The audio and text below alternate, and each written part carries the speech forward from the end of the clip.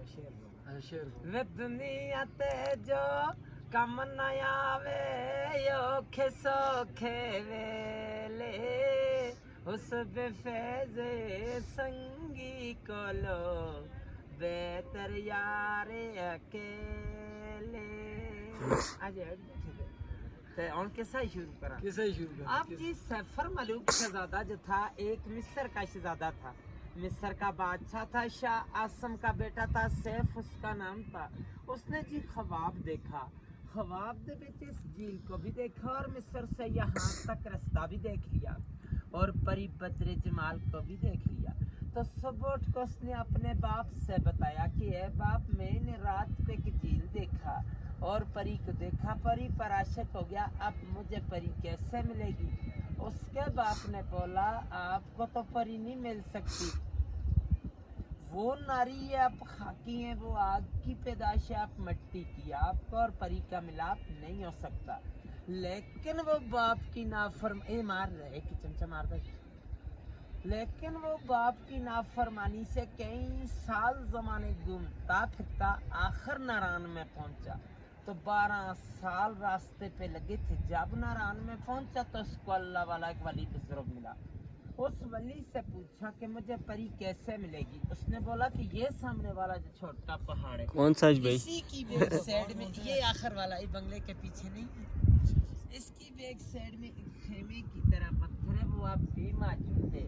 اس پتھر کے ساتھ اس نے 40 دن کا چہرہ کیا 40ویں دن کے بعد 2 جنات اس کے قبضے میں آ گئے ان جناتوں نے سلیمانی ٹوپی پہنائی تو جھیل کے کنارے پر لے آئے وہ کسی کو نظر نہیں آتا اس کو سب کچھ نظر آتا ہے کیونکہ اس نے سلیمانی ٹوپی پہنی ہے تو ساتھ اس کی سہیلی تھی 8ویں وہی ملکہ بدر جمال پری جو خواب میں ملی تھی یہاں پہ نہانے کے لیے آئی کوئے کاف سے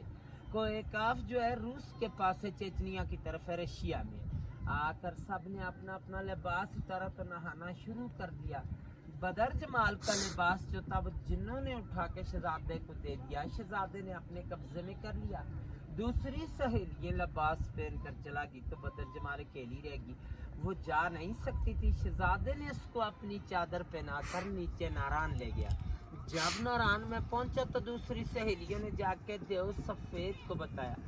دیو سفید جو تھا پری کا عاشق کے مزاد مالک تھا کہ پری ہم سے جدا ہو گئی ہے پتہ نہیں ہے جھیل کے اندر ڈوب کے مر گئی یا کسی چیز نے کھا لی باہر کی بات نہیں بتائی کہ شہزادہ لے گیا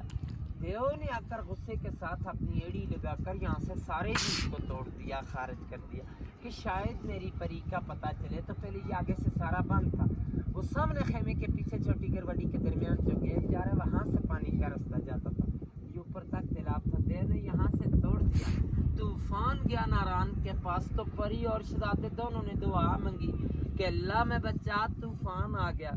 اللہ کی قدرت سے ایک سرنگ بن گیا دائیں سائڈ سے بھی طوفان گزر گیا اور بائیں سائڈ سے بھی پری اور شہزادہ دونوں بچ گئے سرنگ اب بھی موجود ہے ناران میں سیفر ملوک ہوٹل سے 5 منٹ کا رستے جا کے دیکھ سکتے ہیں اور دیو نے غصے کے ساتھ یہاں سے ایک اور چھلانگ لگائی تو دوا صحیح میں لگا دیو کا سانس چلا گیا پری کے صدمے سے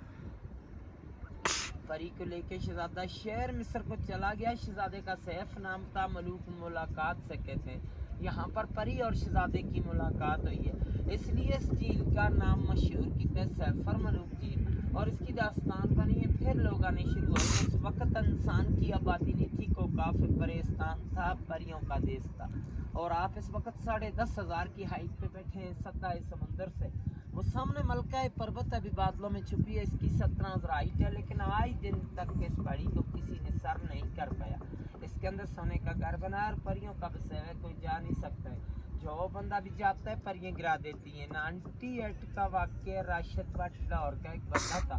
وہ کہتا تھا کہ میں نے اس پہاڑ کو سر کرنا ہے لوگوں نے اس کو منع بھی کیا تھا لیکن وہ چلا گیا